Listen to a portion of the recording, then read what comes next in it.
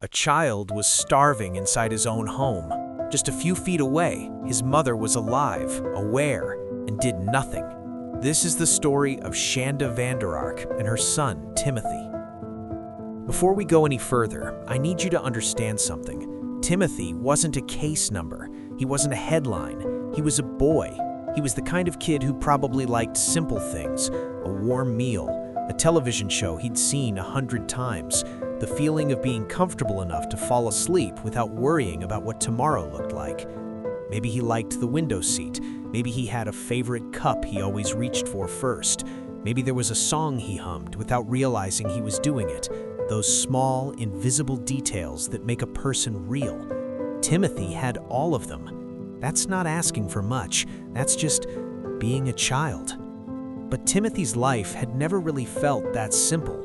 From early on, stability wasn't something he could count on. There were family complications, custody changes, adults making decisions about where he would live, who he would live with, and Timothy was moved from one place to another the way you move furniture, adjusted to fit the space around him, not really asked what he needed, not really asked much at all. And every time he was moved, he had to start over. New environment, new rules, new version of trying to figure out where he fit and whether the people around him actually wanted him there. He was quiet about it, the way kids learn to be quiet when they figure out that speaking up doesn't change anything. He adapted. He kept going, because that's what children do. They survive the environments they're placed in, even when those environments were never built for them. And somewhere in all of that, in all that moving, all that uncertainty, he held on to the hope that things could get better, that one day things would finally feel steady. That hope is what makes this story so painful, because eventually Timothy ended up in his mother's home, and for a moment, maybe it felt like a second chance. Maybe it felt like the thing he had been waiting for all along, a home that was actually supposed to be his. Shanda Vander Ark, a mother. On the outside, the word alone carries something: warmth, protection, instinct, the idea that no matter what else is happening in the world, a mother is the one person who will always, always choose her child. It's almost a reflex the way we attach safety to that word, mother. We've been taught from the very beginning that it means something specific, something unbreakable. Shanda was in her 40s. She lived in a house that looked ordinary from the street. No one around her would have told you she seemed dangerous. She wasn't loud. She wasn't erratic. She didn't make scenes. She didn't raise red flags in the obvious ways people expect. In fact, people who interacted with her described something almost opposite. She was controlled, measured, the kind of person who didn't react, who responded, carefully, deliberately, every word chosen, every emotion managed. And at first glance, that might sound like a good quality. Composure can look like strength. Calmness can look like stability. But there is a difference between someone who is calm and someone who has simply stopped feeling the things they're supposed to feel. And that difference, from the outside, is almost impossible to see. When Timothy came to live with her, something was already off. Not visibly, not loudly, but in the way the house felt, in the rules that existed before he even arrived, in the silences that filled the spaces where warmth should have been. From the outside, the house looked like any other house on the street. 2 stories, a front yard, a door that opened and closed like normal doors do. Neighbors walked past it every day without a second thought. Nothing about its appearance suggested that anything inside was wrong. And that's exactly what made it so dangerous, because the most harmful environments are often the ones that look the most ordinary from the outside.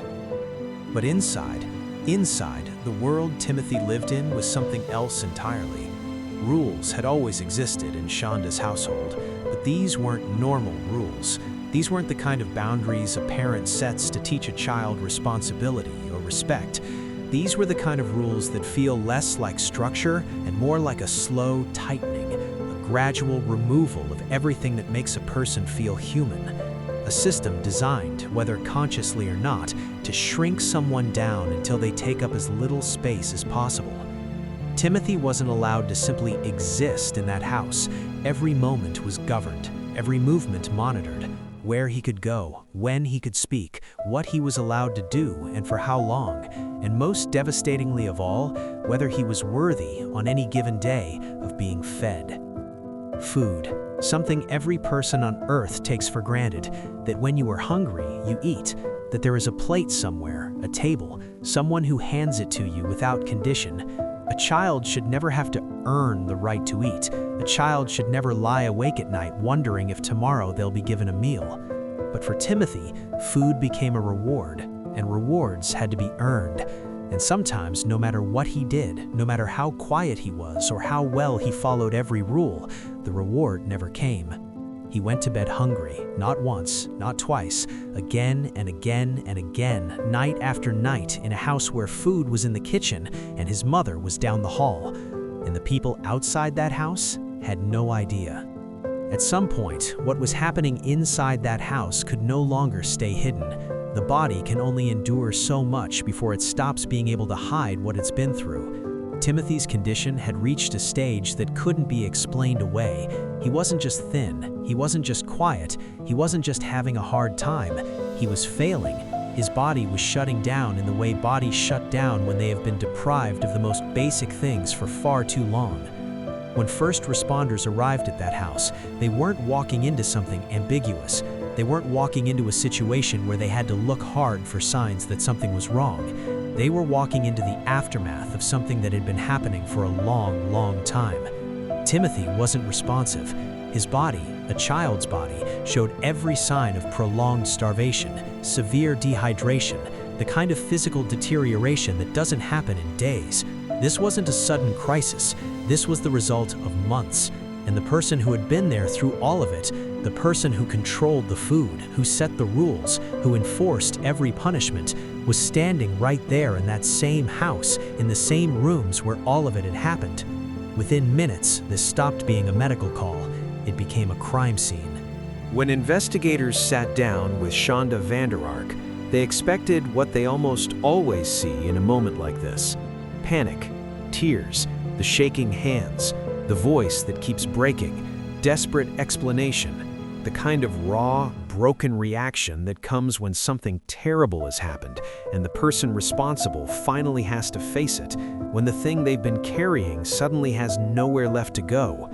That's what the room was prepared for. That's not what they got.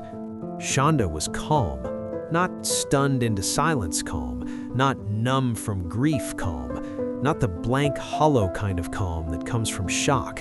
Controlled calm, deliberate calm, the kind of calm that made the investigators across the table glance at each other without saying a word, because something about it didn't sit right, and they both felt it at the same time.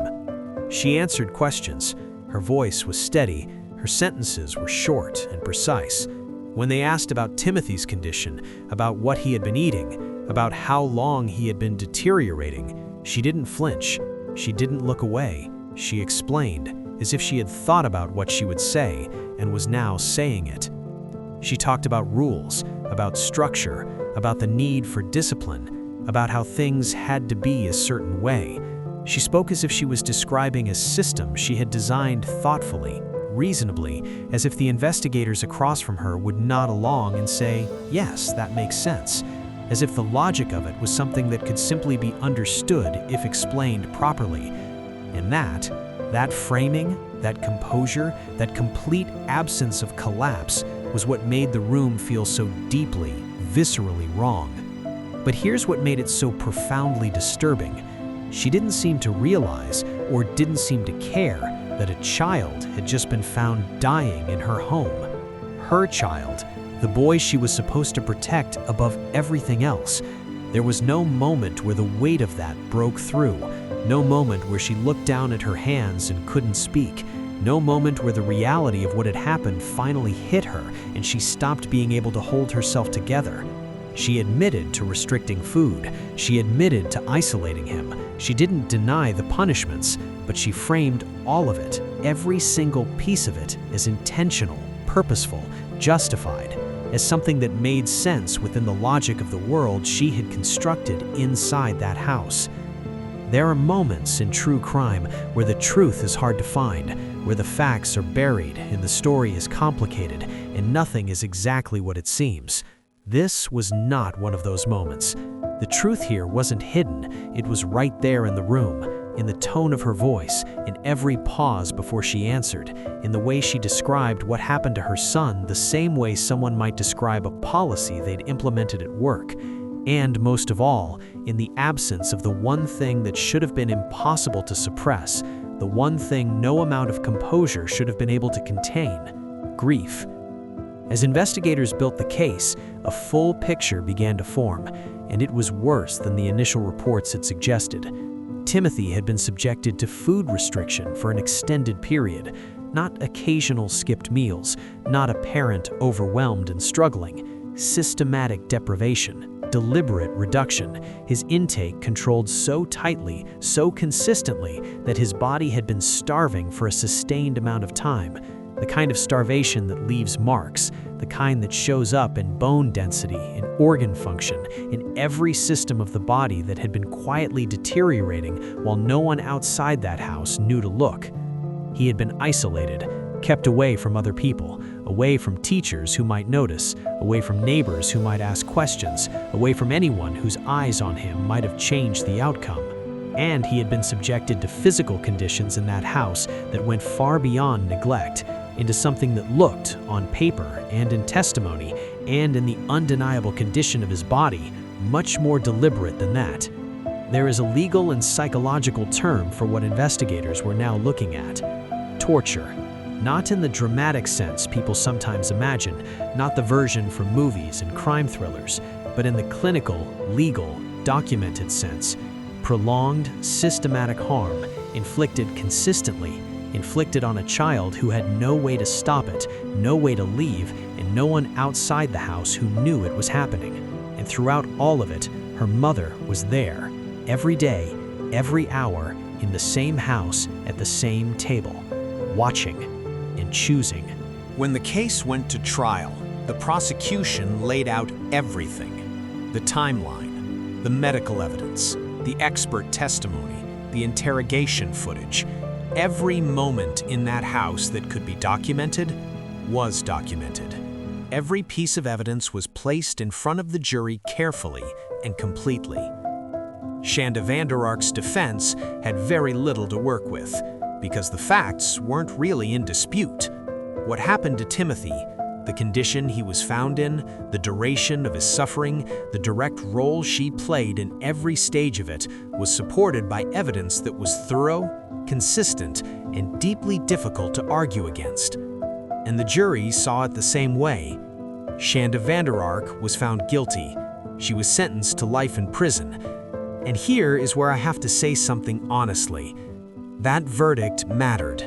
It mattered that the system worked the way it was supposed to work, that the evidence was heard, that the jury took it seriously, that someone was held accountable for what happened to that boy in that house.